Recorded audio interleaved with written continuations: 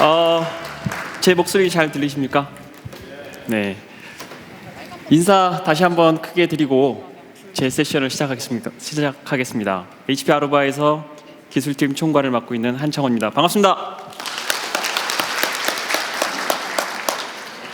제가 최근에 축구를 보면서 한국 대표팀 응원을 너무 열심히 하는 나머지 목소리가 조금 좋지 않습니다. 그래서 아쉽게 졌는데요.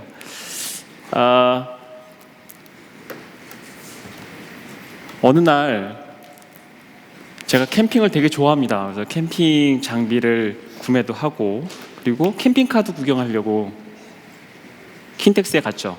킨텍스에 가서 이렇게 구경을 하다 보니까 옆에 건축박람회가 있는 거예요.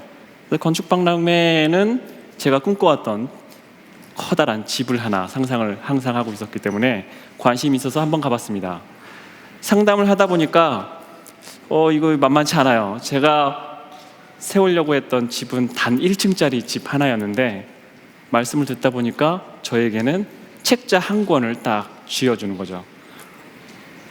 1층짜리 말고 3층짜리는 어떻습니까? 라고 했더니 이 3층짜리 집을 짓기 위한 고려사항이 3층짜리 집을 짓기 위한 고려사항이 1층짜리 집을 짓는 고려사항하고 별반 다르지 않았다는 겁니다. 핵심적인 그 절차는 동일한 수준이었다는 것이죠. 이 부분은 제가 캠핑하면서 텐트를 쳤을 때 텐트 치면서 이 영역에다 텐트를 치고 올리고 테이블도 하고 의자도 놓고 이렇게 했는데 갑자기 자세히 보니까 뭔가 잘못된 거예요. 그래서 텐트를 다시 전체를 들어서 또 다시 쳤던 사건. 타프를 아주 비싼 타프를 샀습니다. 블랙 코팅 타프. 그늘막이 완전히 시원한 거예요. 그래서 그 그늘막을 제 텐트 자리에 딱 했더니 이 그늘이 시간이 지나면서 옆쪽 텐트로 가는 거였어요. 그래서 아이는 옆에서 덥다고 하고 와이프는 저를 째려보기도 했고 이런 고려사항들을 쭉 하다 보니까 네트워크도 별반 다르지 않겠구나. 그래서 이 건축 과정을 1분짜리 동영상으로 제가 짧게 한번 만들었고 이 건축 과정과 네트워크를 구축하고 디자인하는 과정이 어떻게 연계되는지 저랑 한번 보겠습니다.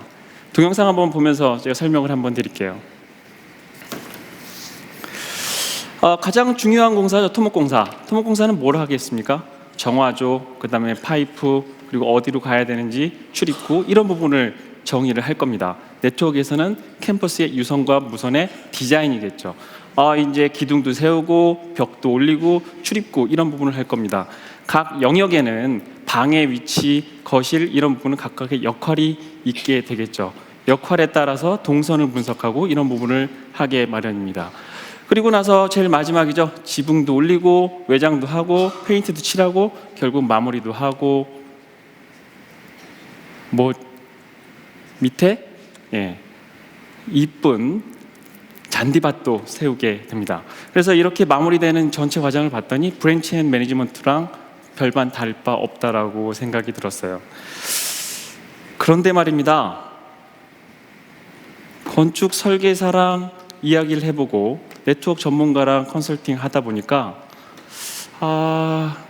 저한테는 3가지 질문이 생겼어요. 그 3가지 질문을 하나씩 하다 보니까 이거 너무 복잡해요. 뭘 말하는지 잘 모르겠습니다. 그리고 이래서 뭘 어쩌자는 건지도 모르겠습니다. 물어보면 다른 말을 얘기하고요. A를 물어봤더니 Z를 이야기하고요. 이걸 좀 더 쉽고 정확하고 간단 명료하게 할 수 없을까? 그러한 의문이 들었죠. 그래서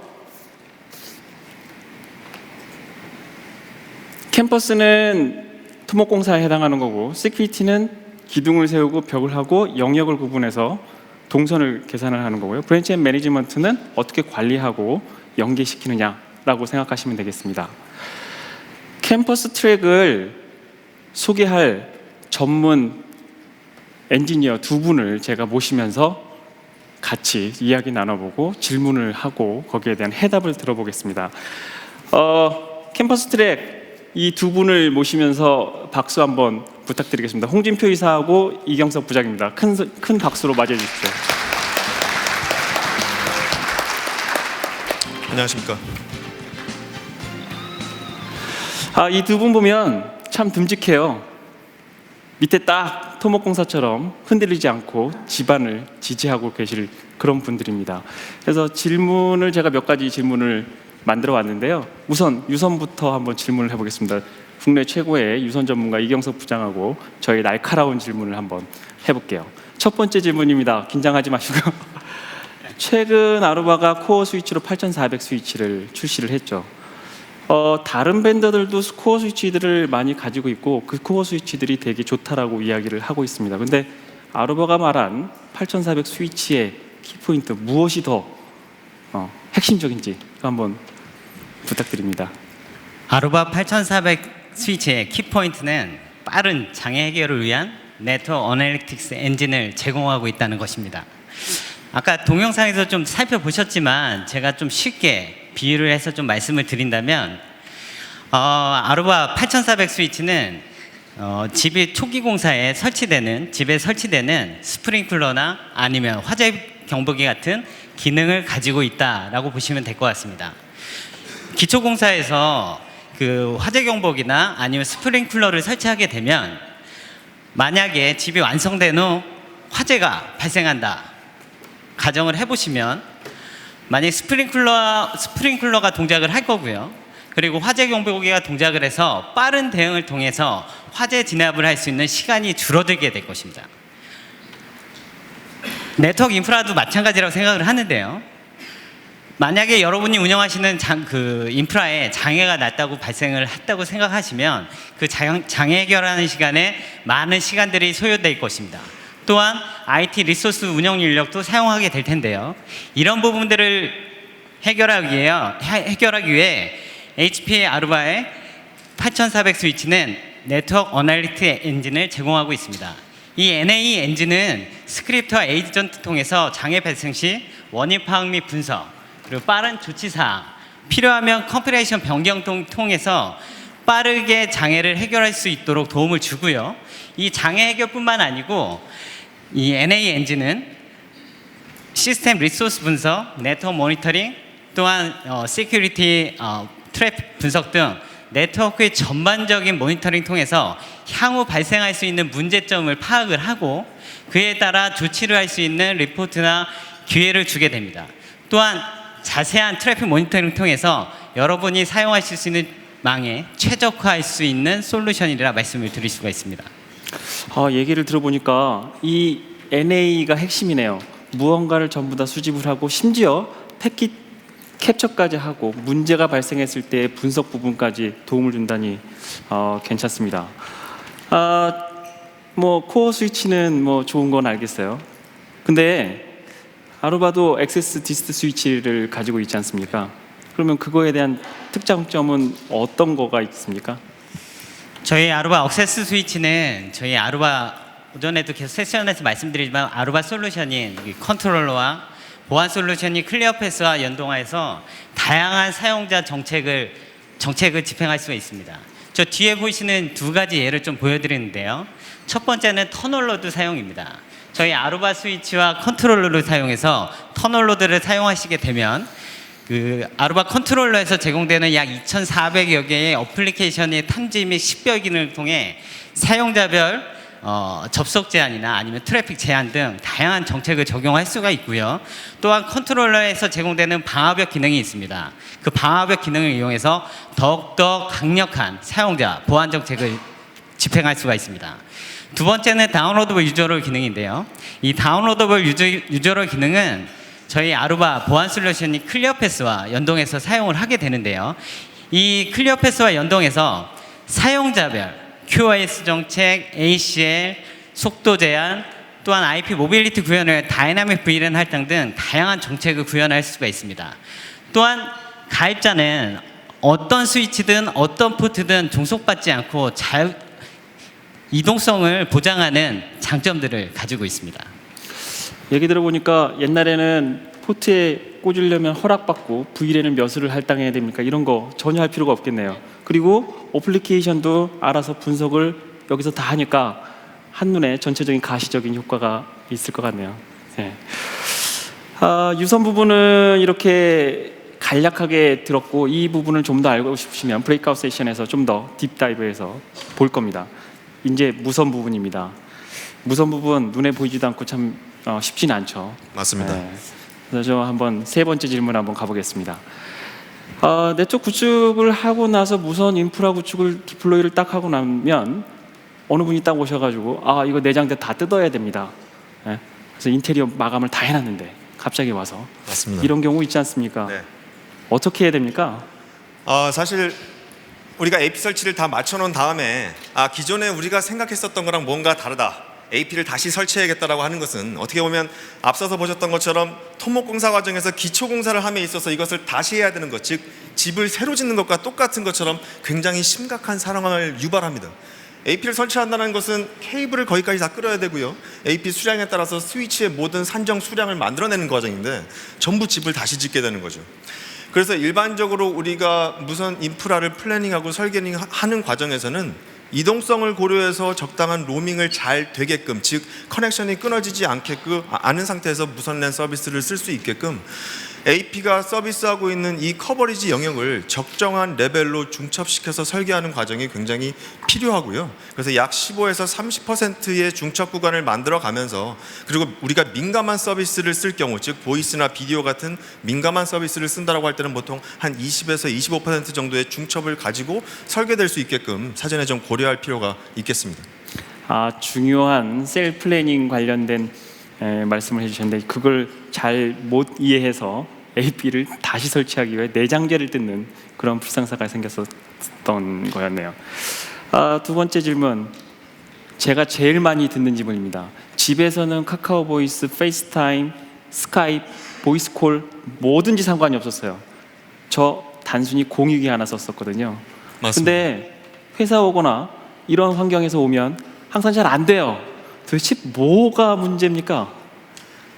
사실 저도 많이 듣는 질문 중에 한 가지고요. 저도 해외 출장 나가면 저희 아이들과 페이스타임이나 카카오톡 보이스를 많이 쓰고 있는데요. 사실 큰 차이는 가정에서는 AP가 한 대가 있고 회사에서는 여러 대가 있죠. 그 얘기는 모빌리티가 발생을 하게 되고, 모빌리티는 로밍이라는 것을 만들어낸다는 겁니다. 그러면 우리가 로밍하는 과정에서도 계속적으로 단말들은 새로 접속을 해야 되는데, 특히나 지금 여러분들께서 양쪽에 보고 계시는 그 고객 사례 중에서도 LG 화학이나 디스플레이 같은 경우는 VDI를 직접 쓰는 환경이신데요. 민감한 서비스, 특히 보이스나 비디오, VDI 같은 환경은 리얼타임성 어플리케이션이기 때문에 사실 로밍하는 과정에서 어느 정도 시간이 소요가 되는데, 제가 여기서 보이시다시피 사용자가 체감하지 못하는 상태에서 로밍을 시켜주기 위해서라면 약 150ms 이내로 이 과정을 줄여야 됩니다. 그런데 우리가 회사에서 당연히 보안을 강화하기 위해서 아이디 패스워드 기반의 1X 인증을 쓰는데요. 이때 일어나는 시간은 기본적으로 500ms 이상이 넘어버려요. 인증 서버랑 통신할 때는 1초 이상이 걸릴 수도 있습니다. 이것을 150ms 이내로 줄이는 것이 얼마나 중요한 것인지는 이제 리얼타임성 서비스가 끊어지기 때문이죠. 그래서 이런 내용에 대해서 어떻게 우리가 150ms 이내로 잘 줄여볼 수 있을지를 제 세션에서 좀 쉽게 이해할 수 있는 시간을 갖도록 하겠습니다. 그 세션 들어가면은 이거에 대한 해답이 있습니까? 네, 전달해 드리겠습니다. 오케이. 무선 설계 중에서 가장 품질의 이슈가 되는 부분이었습니다. 이 두 분 말씀 감사하고요. 세션에서 좀 더 자세한 내용을 전달해 주실 수 있도록 하겠습니다. 감사합니다. 알겠습니다. 감사합니다. 감사합니다. 방금 토목공사 부분이죠. 어떻게 디자인을 잘할 것이냐, 유선을 어떻게 디자인 잘할 것이냐, 무선을 어떤 디자인을 해야 고려사항, 핵심 고려 사항이 어떤 것이 있는지를 한번 알아봤는데요. 아이콘으로 한번 간단하게 서머리 해보겠습니다. 스프링쿨러 어떤 부분이 문제가 되는지 코어 스위치 안에서 프로그래밍 할 수 있을 뿐만 아니라 거기서 패킷 캡처하고 얼랏을 해서 그것을 알려준다라는 것이죠. 그리고 그 밑에는 액세스 스위치 단에서는 어플리케이션 들어오는 모든 것을 분석을 할 뿐만 아니라 어디에 꽂아도 알아서 다운로더블 ACL로 정책을 수립한다는 게 있었습니다. 무선에서는 셀 커버리지를 할 때의 중요성과 로밍할 때의 중요성, 그 부분에 대한 이야기를 다루었었습니다. 두 번째입니다.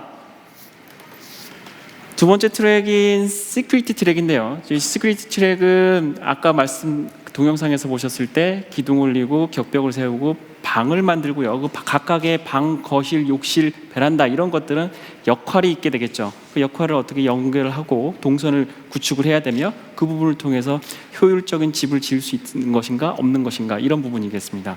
전문가 두 분, 시큐리티 전문가 두 분을 모시겠습니다. 정규태 이사하고 김민혁 차장입니다. 박수로 맞이해 주십시오.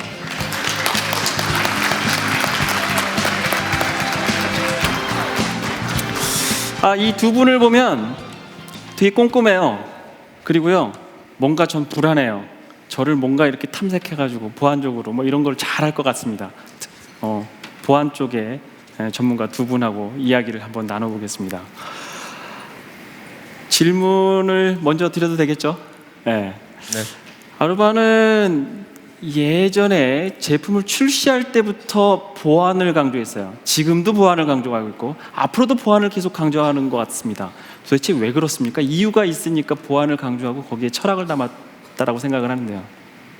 네, 일단 이 백단의 슬라이드를 한번 보시면 굉장히 쉽게 이해되실 수 있을 거라고 생각을 합니다. 사실은 대부분 많은 제가 얼굴을 아시는 고객분들이 많이 와주셨고 그분들은 아루바의 유선과 무선 인프라를 많이 사용을 하시고 계시다는 뜻이겠죠. 혹시 여기 오신 분 중에 아루바의 클리어 패스를 쓰고 계신 고객분 계십니까? 혹시 손 한 번만 들어주실 수 있으신가요? 제가 아루바의 클리어 패스를 쓰고 계신 고객들 굉장히 많으세요. 사실은 아루바의 무선의 클리어 패스는 굉장히 필수품 같은 겁니다. 왜 그러냐면 좌측 상단에 보시는 것처럼 2012년부터 2016년까지 아루바가 무선 인프라 그리고 유선 인프라를 자유롭게 만들기 위해서 이제 클리어 패스라는 보안 솔루션을 통해서 BYOD 환경을 굉장히 잘 구축을 해왔습니다. 아까 혹시 손 들어주신 분 중에 마음에 안 들게 쓰고 계신 분이 있으시면 따로 제 트랙에 오셔서 저를 이제 질책을 해주시면 제가 잘 만들어드리겠습니다. 근데 이제 잘 생각해 보십시오. BYOD 결국은 기존의 네트워크에 유입되지 않던 디바이스들이 네트워크에 들어오면서 발생했던 일들입니다. 저희가 지금 오늘 말하고자 하는 IoT는 어떤 건가요? 사실 이미 기존의 BYOD 환경의 그 다음 스텝이라고 보셔도 크게 다르지 않을 겁니다. 단 이제 트렌드 자체가 아주 이제 저희가 예측할 수 없는 다이나믹한 패턴의 디바이스들이 네트워크에 더 들어올 거죠. 예전에 BYOD는 스마트폰, 모바일 디바이스 그뿐이었지만 이제는 다양한 센서 디바이스들 이런 것들이 네트워크에 유입이 될 겁니다. 물론 무선뿐만이 아닌 유선을 통해서도 들어오겠죠. 이제 그런 부분들을 커버하기 위해서 아루바의 클리어 패스라는 솔루션이 여태까지 잘 지켜왔던 BYOD 환경에서 IoT 환경까지 이 고객 여러분들의 네트워크를 어떻게 안전하게 지켜드리고 또 한 가지 이제 제 세션에서 주로 담을 내용이기도 하지만 결국은 사용자의 굉장히 다이내믹한 네트워크들을 어떻게 꾸며줄 수 있을까? 클리어 패스가 결국 그 부분에 해답이 될 겁니다. 그래서 보안을 계속 이야기를 했었네요. 다음 질문으로 넘어가겠습니다. 방금 말씀하신 것처럼 IoT 디바이스들 다 연입이 되는데 그걸 어떻게 잘 관리하고 제어할 수 있는지 그게 더 큰 문제 아닌가요? 그건 어떻게 하면 됩니까? 그렇죠. 이제 BYOD는 그래도 조금 쉬웠다고 할 수 있습니다. 왜 그러냐면 BYOD는 어떻게 보면 사용자의 개입이라는 게 있었어요. 그래서 이걸 이제 유저 인게이지먼트라고도 얘기를 합니다. 사용자가 네트워크에 들어왔을 때 기존에는 네트워크 어드민 분들이 설정을 해주셨어요. 그걸 해결한 게 결국 클리어패스의 BYOD 프로그램이었습니다. 하지만 이제 IoT 디바이스는 여러 가지 문제가 발생할 겁니다. 첫째는 대부분의 IoT 디바이스들은 결국 헤드리스 디바이스, 보안이 적용되지 않을 수 있는 디바이스일 수도 있어요. 그리고 이제 제로터치 오토 프로비저닝이라고 얘기를 하죠. 자동으로 네트워크에 붙기도 할 겁니다. 관리가 안 되실 거예요. 사실 이제 저 같은 경우에도 저희 집에 샤오미 홈 네트워킹 디바이스들이 한 10가지 정도가 있습니다. 자동 청소기가 돌고 자동 공기청정기가 돌죠. 이 모든 것들 결국 어디에 붙어 있나요? 다 와이파이에 붙어 있습니다. 그런데 만약에라도 누군가가 이러한 IoT 디바이스들을 스푸핑을 할 수 있는 거죠. 이게 결국 IoT 네트워크의 핵심 보안 요구사항이 될 겁니다. 그러면 아루바의 클리어패스는 어떻게 이 IoT 디바이스들을 스푸핑 했을 때 막을 수 있는가, 결국 해킹의 공격이 들어왔을 때 어떻게 이걸 감지해낼 수 있는가, 이런 것들이 굉장히 큰 숙제가 될 겁니다. 이제 두 가지 키워드가 있습니다. 첫 번째로는 아루바 클리어패스는 이미 BYOD 때 쓰셨던 기능 중에 하나인 프로파일링 기술을 아주 강력하게 제공을 합니다. 무슨 얘기냐면 사용자가 A라는 맥 어드레스로 네트워크에 들어왔을 때 이 디바이스는 분명히 프린터였습니다. 그런데라도 만약에 해커가 해당 맥 어드레스를 스푸핑을 해서 자기의 리눅스 머신으로 네트워크에 들어오는 거죠. 그러면 클리어패스는 이런 것들이 네트워크에 유입이 될 때 프로파일링 기술을 통해서 카테고리가 분명히 IoT 디바이스였는데 컴퓨터로 바뀌는 겁니다. 그러면 그 순간 해당 맥 어드레스를 네트워크에서 격리시킬 수 있는 이러한 프로파일링 기술들을 내장을 하고 있다. 이게 이제 한 가지 키포인트고요. 두 번째 키포인트는 이런 부분이 있습니다. 사실 클리어패스라는 솔루션은 디테일하게 들어가면 인증 서버라고 합니다. 그런데 문제는 많은 고객사의 IoT 환경들을 가보면 인증을 지원하지 않는 스위치들도 있으실 거예요. 그러면 이런 스위치들에 대해서 어떻게 컨트롤을 할 것인가? 이 부분은 클리어패스 온 커넥트라는 기능을 활용을 해서 아주 간단한 기능들과의 연동을 통해서 원엑스를 지원하지 않는, 인증을 지원하지 않는 스위치에도 IoT 디바이스에 맞는 적절한 VLAN을 할당해주는 이런 기능들을 이제 온 커넥트라는 기능들을 가지고 있고요. 좀 더 자세한 그런 내용들은 이제 브레이크아웃 세션에 제 세션 쪽에 와주시면 좀 더 디테일하게 설명드릴 수 있을 것 같습니다. 이렇게 들어오는 모든 단말 그리고 헤드리스 디바이스뿐만 아니라 지원하지 않는 스위치까지 핸들링할 수 있는 그 방법을 나중에 들어보도록 하겠습니다. 조금 전까지는 이제 클리어패스 좀 봤는데요. 오늘 첫 번째 세션부터 주구장창 이야기해 놓은 API에 관련돼서 이제 말씀을 들어보고자 합니다. 전문가 김민혁 차장하고 또 날카로운 질문 한번 해볼게요. 네. SD-WAN 이야기도 나왔었고요. IoT 초연결 시대 나왔고 조금 전에 어떤 세션에서는 그것들을 연결하기 위해서 무조건 API가 오픈 API가 지원이 돼야 된다. 라고 하는데 REST API 이게 왜 중요한 겁니까 도대체? 네, REST API 아주 중요합니다. SD-WAN 말 그대로 소프트웨어 디파인된 랜을 의미합니다. 이 소프트웨어 디파인된 랜의 의미는 네트워크 상태를 확인하고 또한 트래픽의 흐름을 제어하고 또한 장비들을 직접 제어하기 위해서는 반드시 API가 필요한 것입니다. 또한 IoT 역시 초연결 시대에 수집된 데이터들을 전송하고 원격에서 이 IoT 디바이스를 제어하기 위해서는 API가 필수 불가결합니다. 근데 저요 예전부터 들어왔었어요. API. 그렇죠. 예? 이게 한두 해 이야기가 아니지 않습니까? 근데 예전부터 네, 들어왔던 API를 지금 또 느닷없이 와서 REST API 도대체 차이가 뭡니까 이거? 모르겠는데. 기존에도 API들이 있었습니다. 하지만 기존의 API들은 네이티브 API였습니다. C나 C++ 또는 자바로 만들어진 네이티브 API로 흔히들 SDK라고도 많이 사용을 했습니다. 하지만 이 네이티브 API는 특정 언어에 종속되어 있습니다. 그리고 특정 플랫폼에서만 사용할 수 있는 그런 구조를 가지고 있습니다. 하지만 REST API는 HTTP 프로토콜을 사용하고 있기 때문에 HTTP 프로토콜을 사용할 수 있는 모든 곳에 적용을 하실 수 있습니다. 또한 요즘에 아주 다양한 언어들이 많이 나오고 있지 않습니까? 이 언어별 HTTP 라이브러리만 조금 공부를 하시게 되면은 쉽고 빠르게 접근하실 수 있고 개발하실 수 있습니다. 또한 저희 아루바 전 솔루션에 REST API가 모두 탑재되어 있습니다. 그래서 이 REST API들을 어떻게 사용하고 또한 실제적으로 어떻게 구현할 수 있는지는 저희 세션에 참석하시면은 실제 사례와 또한 실제 구현된 코드 레벨까지 한번 보실 수 있으십니다. 작년이었나요? 작년 솔루션 데이 할 때 그 AI 스피커 있죠. 그 알렉사를 API로 클리어패스가 연동을 해서 제어하는 부분까지 시연했는데요. 그게 바로 REST API를 사용을 해서 연계했던 거군요. 네, 맞습니다. 네, 감사합니다. 이제 API는 좀 이해를 한 것 같아요. 뭔지를 알겠어요. 근데 이 REST API를 가지고 했던 것 좀 뭐 사례를 알려주셔야 예를 들어주셔야 제가 좀 이해가 쉬울 것 같은데 어떤 것을 할 수 있습니까? 네, 아루바 REST API를 이용하면은 모든 것을 다 하실 수 있습니다. 앞전에 세션에서도 간단하게 이야기가 나왔었는데요. API를 제공한다고 다 같은 API가 아닙니다. API로 무엇을 할 수 있는가가 중요합니다. 저희 아루바 REST API는 실제 장비에 CLI로 사용할 수 있는 모든 설정, 조회, 모든 기능을 API로 사용하실 수 있습니다. 그래서 간단하게 3가지 정도의 예를 가지고 나왔는데요. 흔히들 REST API라고 하면은 가장 많이 활용되는 부분이 바로 이 대시보드입니다. 예, 그 REST API를 통해서 다양한 장비의 정보들을 수집하고 이 수집한 정보를 사용자가 한눈에 확인할 수 있도록 대시보드로 구성하는 것입니다. 단순히 대시보드를 구성할 수 있는 것만이 다가 아니고 이 대시보드의 환경을 설정을 확인을 한 다음 실제로 장비의 명령까지 설정까지 전송할 수 있도록 대시보드를 확장하실 수도 있습니다.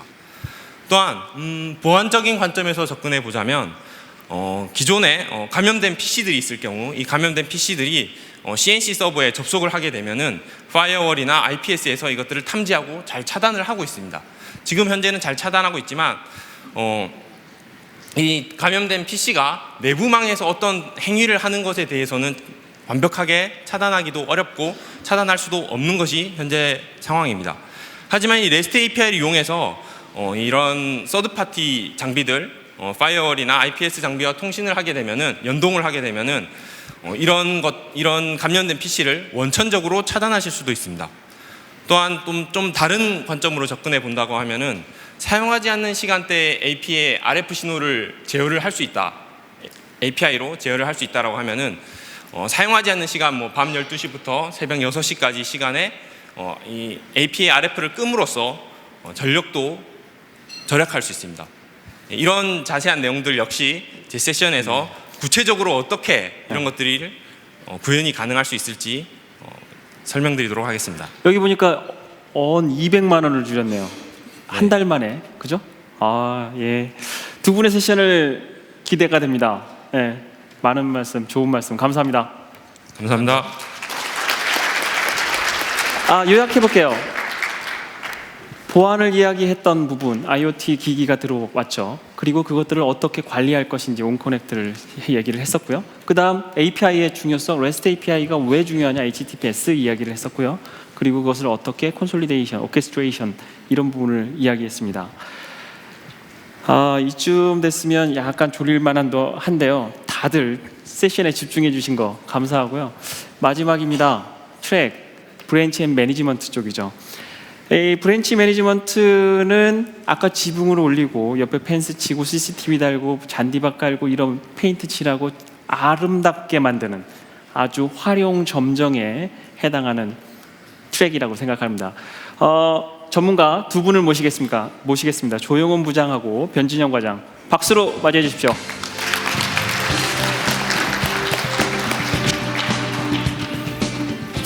이 두 분을 보면은 저는 생각나는 게 있습니다.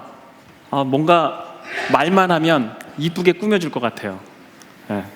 그래서 브랜치 앤 매니지먼트 내용 중에서 첫 번째 질문인 브랜치 쪽 질문을 먼저 한번 드려볼게요. 9번째 질문인데요.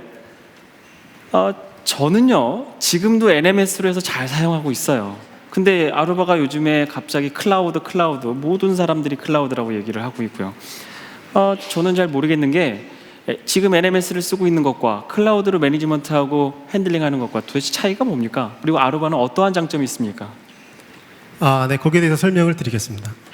우선 기존의 온프레미스 NMS에 비해서 클라우드에 호스팅되어 있는 아루바의 센트럴의 경우에는 추가적인 소프트웨어 업데이트에 대해서 걱정할 필요가 없고요. 향후 NMS에 대한 하드웨어에 대한 메인터넌스가 필요 없게 됩니다. 그러한 이유로 인해서 손쉬운 신규 네트워크 구축이 가능하게 되고요. 향후에 늘어나는 네트워크에 대해서 유연하게 대처할 수 있는 장점이 생기게 됩니다. 예를 한번 들어보겠습니다. 처음에 센터에서 관리하고 있는 장비의 개수가 1000개였는데 어떤 네트워크가 늘어남에 따라서 5000개, 10,000개로 늘어난다 하더라도 IT 관리자는 늘어나는 만큼에 대한 리사이딩에 대한 부분들을 고민할 필요가 없어지는 것이죠. 두 번째로는 아루바 센트럴의 경우 무선뿐만 아니라 유선에 대해서도 통합 매니지먼트 시스템을 구축하고 있고요. 이에 따라서 아루바가 특화된 모바일 앱을 제공함에 있어서 언제 어디서나 손쉽게 접속이 가능하고요. 또한 그런 앱을 통해서 손쉬운 장비에 대한 설치까지 지원하는 플랫폼을 지원하고 있습니다. 쉽게 설치를 해서 그거를 클라우드에서 매니지먼트하고 통계 관리 분석 및 컨트롤할 수 있고 그거를 앱까지 확산해서 볼 수 있는 거네요. 그래서 클라우드가 필요한 거네요. 네. 조금 이해가 됐습니다. 그러면 두 번째 질문 한번 해볼게요. 10번째입니다. 지점망 구성할 때 요즘에 그 VPN 브랜치 구성을 할 때요. SD-WAN 그러죠. 오늘 기사 아루바가 낸 걸 보니까 SD 브랜치라고 냈습니다. 도대체 어떠한 장점과 어떠한 차별점으로 이야기를 하고 계시는 건지 좀 설명을 좀 부탁드립니다. 오늘 SD 브랜치 솔루션이 런칭이 됐는데요. 제가 네. 오늘 그 세션을 맡게 됐습니다. 많은 관심을 부탁드리고요. 일단 기존의 SD-WAN의 경우에는 지점망의 WAN에 대한 소프트웨어전 접근으로 어떻게 운영을 간소화할 거에 대해서 포커스를 한 반면에 저희 아루바의 SD 브랜치 솔루션의 경우에는 지점에서 운영하고 있는 모든 장비, 라우터, 방화벽, 무선 랜, 스위치를 포함한 통합 매니지먼트 시스템을 클라우드 베이스의 센트럴을 통해서 정책 관리할 수 있는 방안을 제시하고 있고요. 이것이 가능한 이유는 고성능의 게이트웨이가 지점에 설치하게 됩니다. 이 고성능 게이트웨이를 통해서 네트워크를 단순화시킬 수 있고요. 또한 고성능 게이트웨이의 방화벽 정책의 근거에서 사용자가 사용하는 어플리케이션을 근간으로 해서 스마트한 라우팅 정책을 적용할 수 있는 장점이 생기는 것이고요. 마지막으로 수많은 디바이스들이 브랜치 네트워크에도 접속을 하게 됩니다. 예를 들면 무선, 유선, IoT 디바이스들이 접속할 수 있는데요. 이런 단말들에 대해서 단순한 보안 정책을 주는 것이 아니고 각각의 디바이스별로 롤 베이스의 정책을 부여함으로써 좀 더 정교한 보안 정책을 구현할 수가 있습니다. 이해가 됩니다. SD 브랜치 기대가 됩니다. 네. SD 브랜치 내용을 잘 들었고 그 SD 브랜치는 제가 집을 짓는데 옆에 창고 하나 짓고 싶어요. 근데 창고를 짓기 위해서 토목공사부터 해서 기둥 세우고 다 이럴 필요 없다라는 걸로 이해가 해도 되겠습니까? 네, 그렇습니다. 역시 알겠습니다. 매니지먼트 관련입니다. 변진영 과장님께 질문 드리는 어려운 퀴즈입니다. 어려운 질문입니다. 머신러닝 아까 오전에 세션 아몰 저희 에이펙의 CTO 분께서도 머신러닝 AI 이런 얘기를 하시잖아요. 근데 좀 더 쉽게 좀 설명해 주실 수 없을까요? 저는 잘 모르겠어요. 네트워크에서의 머신러닝이 무엇을 의미하는지. 네. 일단 좀 쉽게 설명을 드리겠습니다. 하고 많은 예 중에 저 배가 아플 때를 좀 생각을 해서 가정을 해서 좀 얘기를 해보겠습니다. 일단 저희가 배가 아플 때는 배가 아픔을 인지를 합니다. 윗배가 아픈지 아랫배가 아픈지 그 아픔의 정도가 얼만큼인지 확인을 할 수가 있고요. 이 부분은 네트워크의 현황 수집에 해당이 됩니다.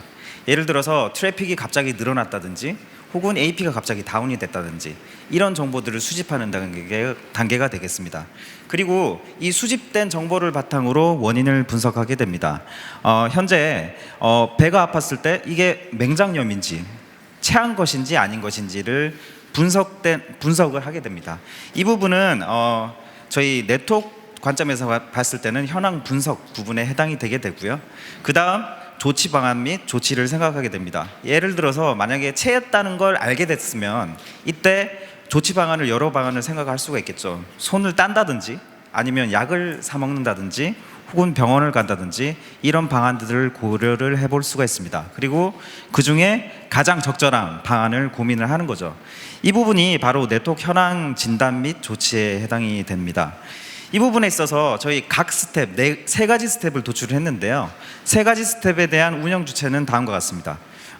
NMS, 저희 에어웨이브 시스템 같은 경우에는 현황 수집에 좀 집중이 되어 있는 솔루션이라고 말씀을 드릴 수가 있겠고, 그리고 운영자 측면에서는 이 모든 과정들을 다 관할하는 중요한 운영 주체라고 할 수가 있겠습니다. 저희는 이 운영자의 역할에 좀 중점을 뒀고요.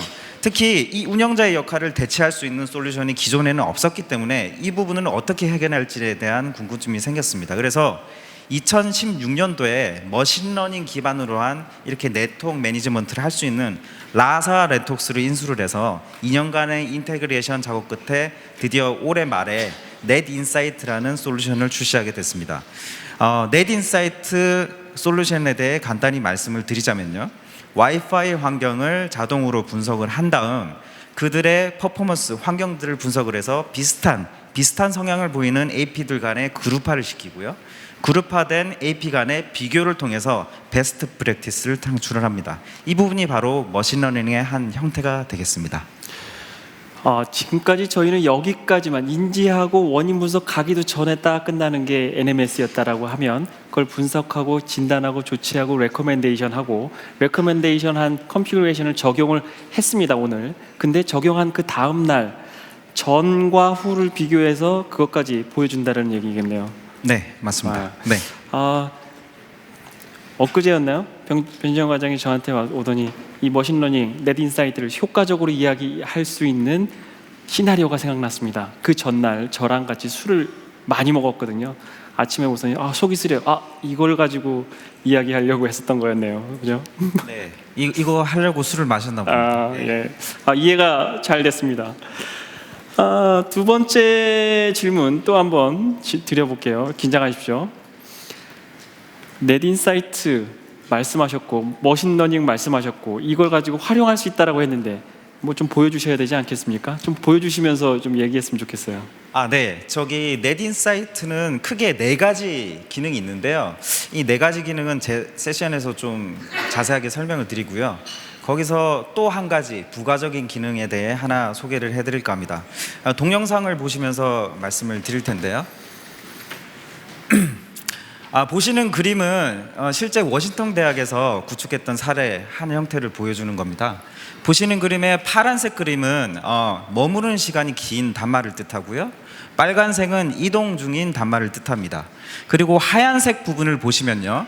이 부분들이 이동 중인 단말들의 이동 궤적을 뜻합니다. 이 하얀색 부분이 지나면 지날수록 궤적이 많아졌던 거죠. 그러니까 이동 패턴이 많아졌던 결과를 보여주게 되는데요. 이 정보를 바탕으로 여러 가지 것들을 할 수가 있습니다. 네트워크적인 부분, 네트워크 외적인 부분 다 다양하게 활용을 할 수가 있는데요. 네트워크적인 부분으로는 AP 디자인할 때 중요한 백데이터가 될 수가 있겠고요. 혹은 예를 들어서 대학교 사례를 말씀을 드렸으니까 대자보를 붙일 수 있는 게시판을 만약에 설치하고자 할 때 아무래도 사람이 많이 다니는 공간에 이 대자보, 이 게시판을 설치하면 좋겠죠. 이 부분들의 좋은 객관적인 자료가 될 수도 있을 겁니다. 혹은 CCTV, 여기 궤적이 많지 않은 곳에 CCTV를 좀 달아서 좀 더 집중을 할 수 있어야겠죠. 혹은 조경 부분도 될 수가 있을 겁니다. 사람들이 많이 다니는 곳에 좀 더 아름답게 꾸밀 필요가 있겠죠. 이렇게 여러 가지 부분에 있어서 이런 정보를 활용할 수가 있습니다. 여기 화면을 보니까 죄송합니다. 화면을 보니까 여기는 머물러 있는 사람들이 많은 거고 여기와 이쪽 부분은 이동 동선이 되게 많은 구간이겠네요. 그렇죠? 쉽게 이렇게 한눈에 보이니까 좋습니다. 두 분을 모시고 세 번째 트랙이었던 브랜치 앤 매니지먼트 내용을 좀 들어봤습니다. 오늘 감사합니다.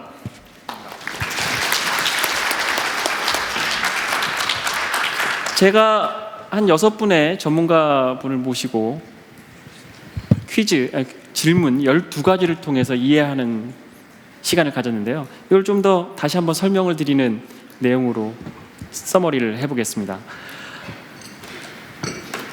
토목공사라고 말씀을 드리면서 스프링클러, 그 다음에 액세스 스위치 꽂으면 알아서, 그리고 어플리케이션, 그리고 정책 적용 전혀 액세스 스위치에서 컨피그레이션 할 필요가 없습니다라는 부분을 말씀을 드렸죠.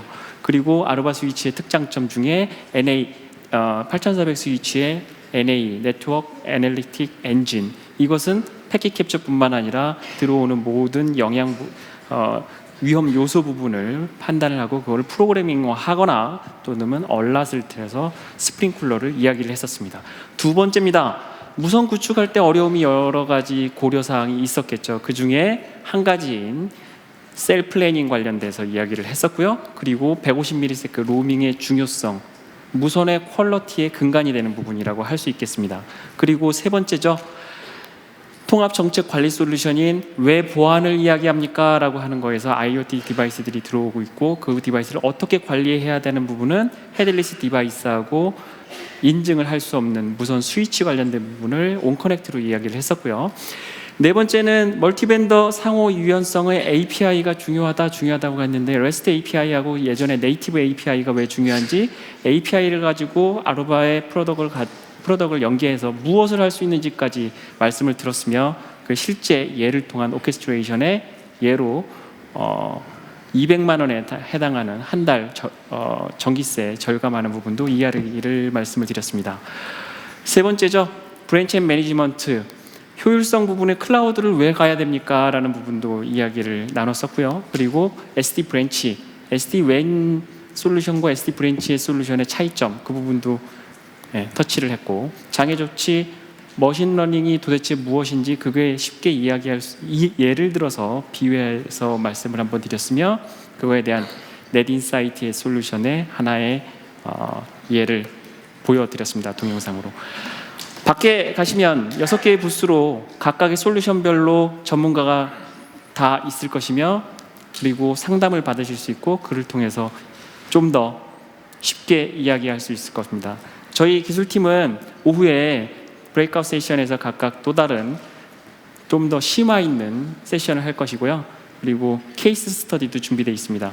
오후까지 전부 다 세션을 다 듣고 이 자리를 떠나실 때는 여러분들께서 꿈꿔왔던 네트워크의 하나의 그림, 내가 꿈꿔왔던 하나의 집의 모습, 그것을 하나씩 안고 가는 소중한 시간이 되었으면 좋겠습니다. 감사합니다.